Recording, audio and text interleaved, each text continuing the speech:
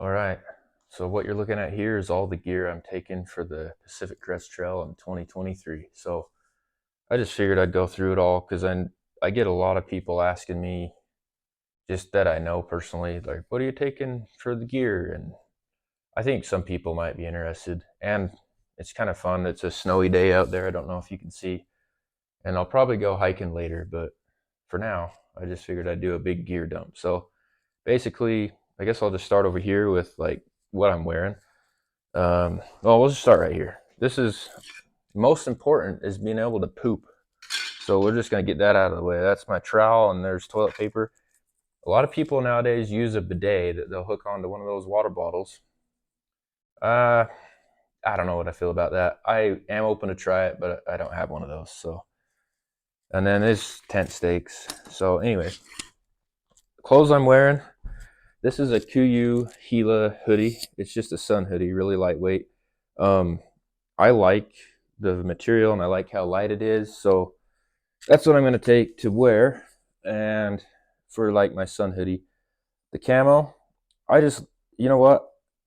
I'm a hunter and I wanted to kind of represent some of the things that got me to the PCT. And I feel like I can do that. Just, I'll wear some not very camo-y camo because I kind of think that just looks cool in general. So I don't know. I think it's just kind of a silly thing I'm doing, I guess, is like hunting brought me to love backpacking. So to pay a tribute to that, I'm going to wear a camo shirt, at least for the first little while.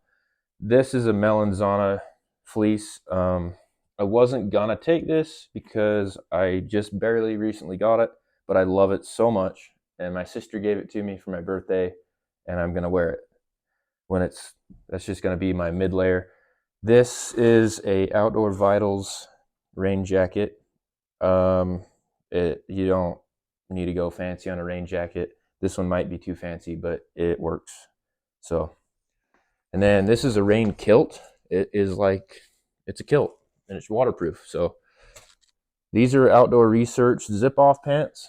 So I am a ginger and I get sunburned so bad everywhere, no matter what. But I hate wearing pants and I hate wearing shorts.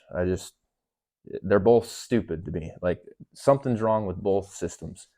So I have the ability to take the sleeves off if it's like a cloudy day or if I'm in the shade, I can have shorts. But then if it's really, really sunny, I can put these on for the sole purpose of sun protection. And then I guess if I'm hiking in snow, they can protect my calves as well. So, and then these are zip off leggings. They're just the fleece leggings they have a zipper along the whole side of both legs, and you can literally take them off without taking off your shoes, which is cool. This is my new hat I'm gonna wear. It's Freedom Eagle. I love America, and so I'm gonna wear a eagle with America sunglasses. And yeah, America, man. So this is a Enlightened Equipment Torrid puffy jacket. It weighs like 8 ounces, so that's keep me warm. 2 pairs of darn tough socks. I will probably end up. I might bring some waterproof socks, depending on the situation we encounter with snow. I'm not really. I mean, you just hike with wet feet. It's the way it is. So next to them, micro spikes necessary, especially this year where it's an insane snow year. More snow than in the last 50 years in most of the areas the trail goes through. And then the shoes are Ultra Lone Peak 6s. I got wide feet and I have a little bit of a tailor's bunion on my outside of my feet, so I have to have wide shoes.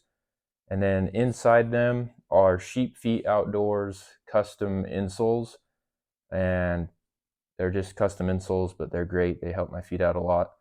Taking a stove.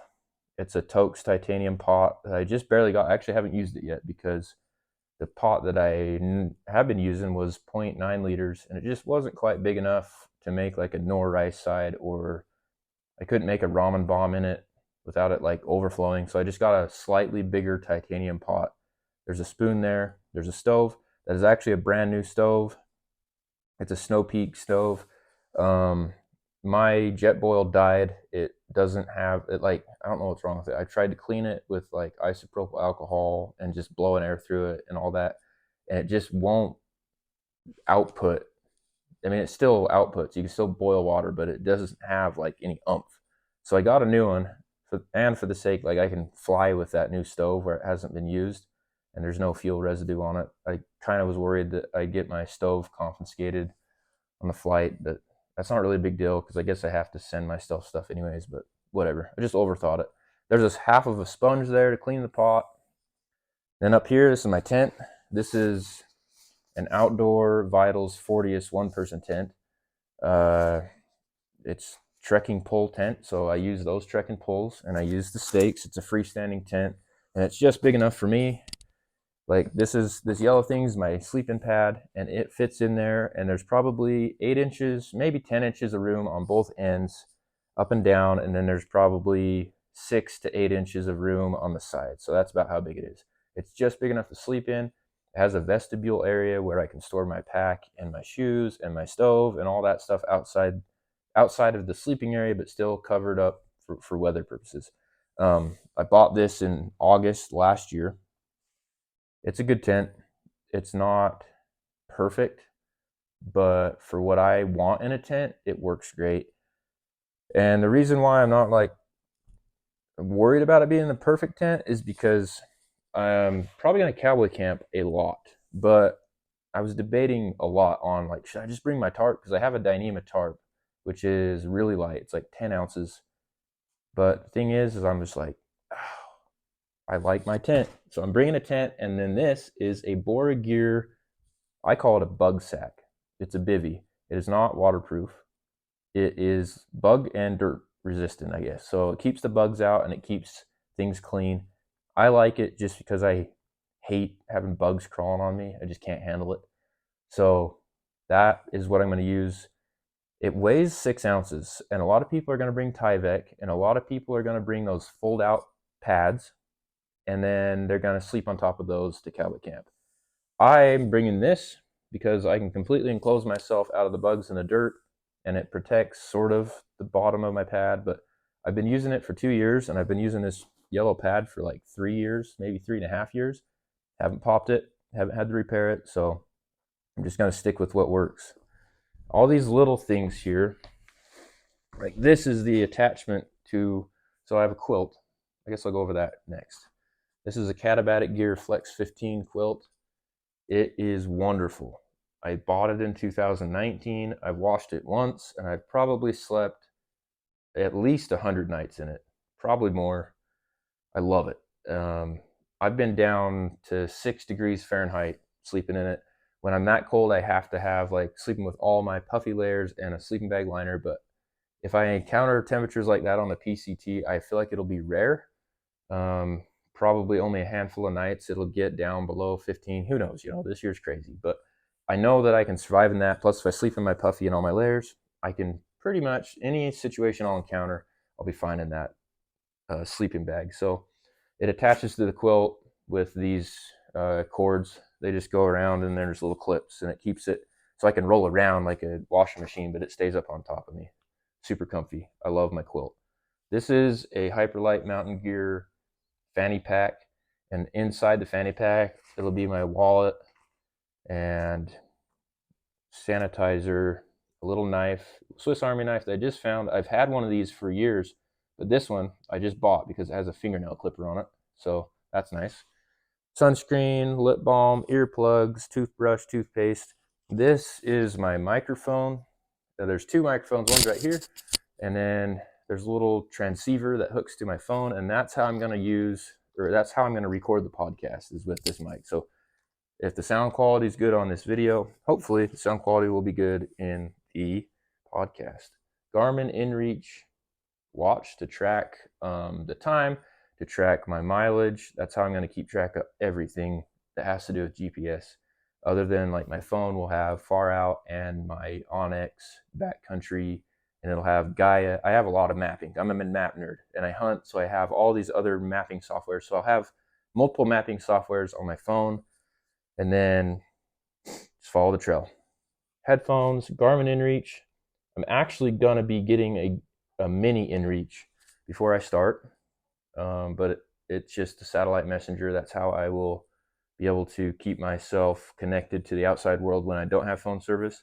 The main reason I have it is just to check in with my family, to say, hey, this is where I'm at. Everything's good. I'm camping. And then it has an SOS feature. I have the new iPhone 14 Pro, which also has an SOS feature. So there's some redundancy there. Obviously, that is a last resort. You don't want to have to use that, but it is peace of mind for me, peace of mind for my family, and peace of mind for my hiking partners that I probably will meet out there to have that ability. This is a first aid kit that I have compiled myself. It just has some bandages, lots of leukotape. It has ibuprofen and just a few other just basic. It's nothing fancy. There's a couple of needles in there. There's a little mini lighter in there. It's basic. That's all you need really. And then this is my anchored power bank. That's what I'm going to use to charge my phone, charge my watch, and everything will be charged with that. This is just a fast charger that goes into the wall. So when I get to town, I just charge up everything with that fast charger, and I charge my power bank so that I have power while I'm out there. Those are all the cords. There's just an assortment of cords that I have tailored to exactly what I need. There's USB-C, there's an adapter to a micro USB, there's my watch cord, there's an iPhone cord, and everything I need to charge, I can charge with all that. Those are my sunglasses. They're Ombras. They don't have the wings. They just have like a cord that cinches around, and they're super comfy. Sitka gloves, they're just the Traverse gloves. They're just lightweight fleece gloves. Those other things are like a waterproof mitten, and so I can wear those over the gloves, and it definitely makes them warmer because it's like a vapor barrier. It keeps the wind and the rain off, and that's my glove system. I don't anticipate needing any more than that, but if I do need more, I will pick up warmer gloves. So we talked about my quilt, which I love. That is an umbrella. So the way this umbrella works is I think it weighs 8 ounces, maybe 7, very light.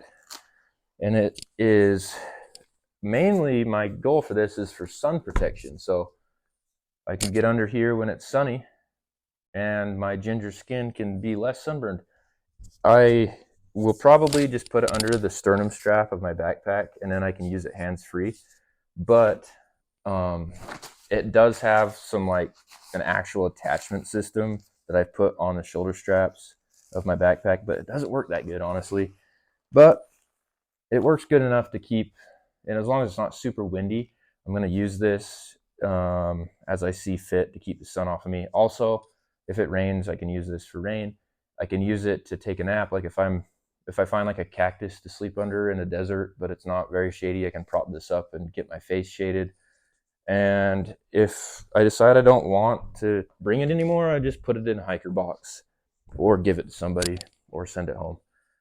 The green thing there is an ice axe. This year it is Snowmageddon, and I'm going to bring the ice axe for Mount San Jacinto for sure.